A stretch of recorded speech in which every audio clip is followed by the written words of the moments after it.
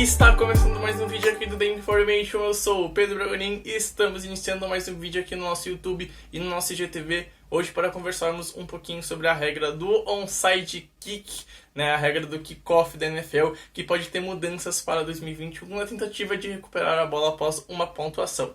Antes disso, eu vou pedir então para se inscrever no canal, deixar o like, ativar o sininho das notificações e não perder nada do nosso conteúdo e principalmente ajude o The Information a crescer, né? Pegue esse vídeo, espalhe nos grupos de WhatsApp, Facebook, Twitter.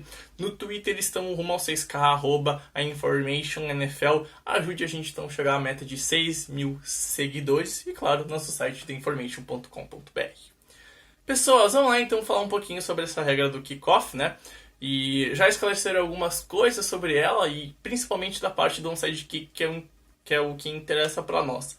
Afinal, a gente pode ter mudanças para 2021 no onside kick. Ele pode dar lugar a uma tentativa de 4ª para 15 na linha de 25 para recuperar a bola e a franquia tentar voltar para o jogo, virar o jogo, empatar o jogo, ou seja, tentar não perder a partida, certo?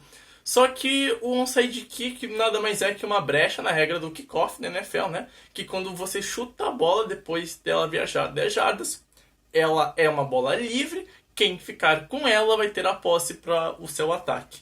Então aí a gente tem uma brecha na regra que as franquias usam que a NFL não proibiu, porque acaba gerando entretenimento, acaba gerando uma chance de a gente ter um jogo mais pegado no final, mas nada mais é que uma brecha e as franquias da NFL usam ela desde sei lá quando para tentar ficar com a bola, né?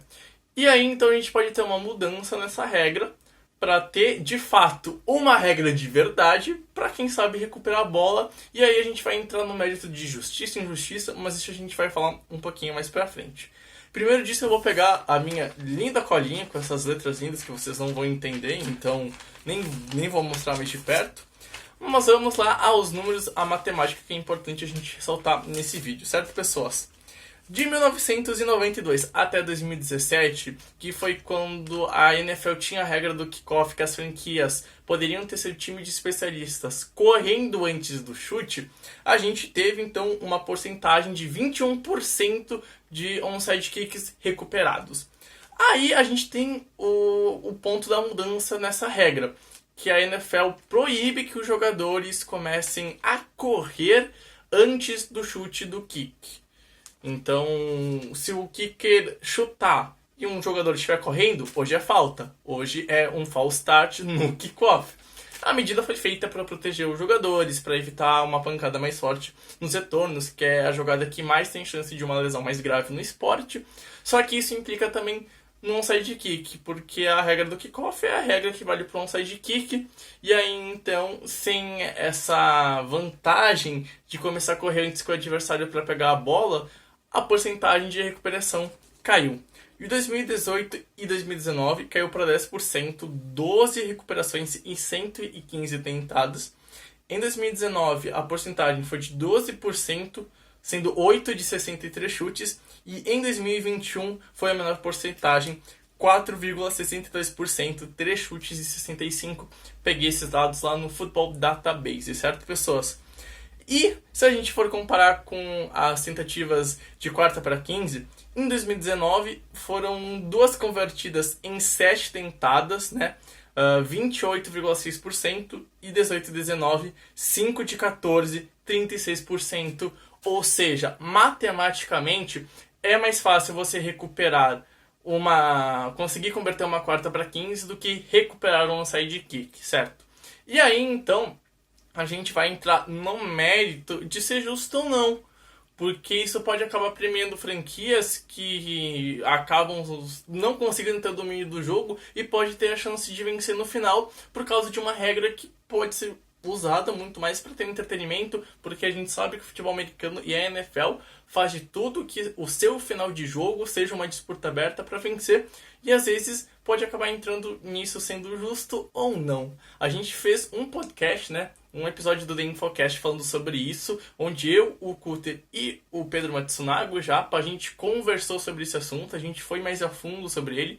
Um episódio de praticamente 50 minutos, onde a gente falou em 40 somente sobre essa mudança de regra. Eu vou deixar ele aqui na descrição.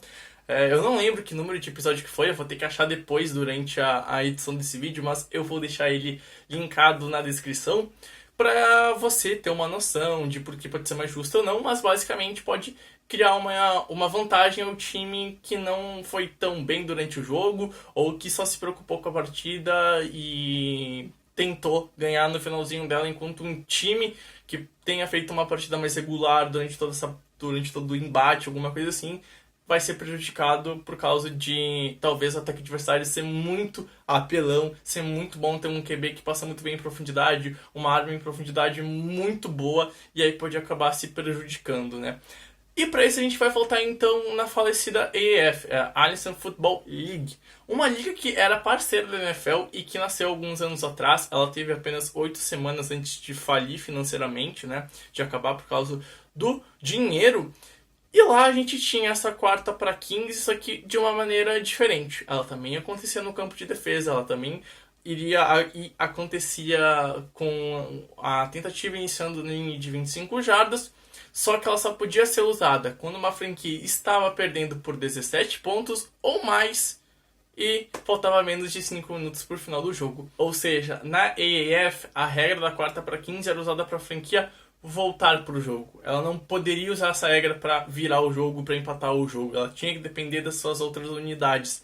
Tirava essa parte da injustiça que a regra pode causar num outro tipo de formato.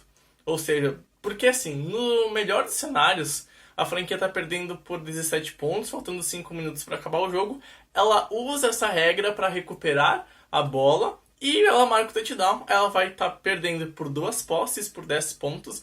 E ela vai precisar então da sua defesa, ela vai precisar então do seu time de especialistas num sidekick. A regra não criava essa injustiça. Por isso que a AAF usava essa regra. E aí tá o ponto. Para a NFL, eu acho que tem que ter alguma coisa parecida com isso. A regra ela não pode ser usada da simplesmente forma, tá, tu pode usar ela no segundo quarto, que é ok, é de boa, porque tu pode criar uma disparidade. Por exemplo, se uma franquia enfrentar o Kansas City Chiefs, cara, é muito difícil tu parar a dupla do Mahomes com o Tyreek Hill em profundidade. E ainda tem o Travis Kelce, que é tranquilamente um tight end, que pode fazer um catch e conseguir 15, 20 jardas numa jogada. É muito disparelho isso. Então, a regra ela tem que pôr um limite, uma delimitação para não ser usada em toda hora, né? E obviamente uma franquia da NFL não vai usar isso perdendo por 7 pontos no primeiro quarto, porque se não conseguir o adversário vai começar na linha de 25 do campo de ataque. Então também tem que ter essa ciência. Mas ela ainda assim ela cria uma injustiça. No podcast que a gente fez lá pro site, né, que a gente já citou nesse vídeo aqui, o Matsunaga ele deu a ideia de fazer uma quarta para 20 que seria ainda mais difícil de converter e poderia ser mais justo. E a gente chegou na conclusão no podcast que poderia ser uma medida. Uma outra medida é usar então a regra da AAF de forma completa. Tu usar quando tá perdendo por 17 pontos ou mais, quando tu falta pelo menos 5 minutos para acabar o jogo. Então tu não pode usar ela no segundo período, tu não pode usar ela na volta do halftime. Se tu quiser recuperar a bola antes, vai para um sidekick, tu não acaba com um sidekick, tu só cria essa opção a mais e a franquia pode escolher por usar ou não isso no final do jogo. Assim, acho que ficaria mais justo. Assim, eu acho que poderia ser usado para a franquia não empatar, não virar, mas voltar pro jogo. Porque aí vai bater na ideia da NFL de criar uma partida legal no final, de criar um jogo que nunca tá morto, que nunca tá acabado. Vai aliar então a ideia de comércio, de entretenimento que a liga tanto quer fazer, com a ideia de, quem sabe, ter uma virada histórica e não ser injusta. Porque mesmo se tu conseguir recuperar e ficar 2 posses, tu vai precisar da tua defesa parando o ataque adversário, conseguindo uma interceptação, forçando um fumble e recuperando o teu ataque, precisando pontuar, conseguir 2 pontuações para empatar ou virar. Ou mais, né? Dependendo de quando tu for usar, tu pode ficar com 14 pontos, ou seja, vai precisar então de 2 TDs para empatar, tu pode ficar 16 com 2 TDs e 2 conversões de 2 pontos, mas tu não vai usar a regra para ganhar, tu vai usar a regra para voltar pro jogo. E eu acho que aí que a NFL pode usar ela de forma sensata e de boa escolha, certo, pessoas? Enfim, resumo da minha opinião.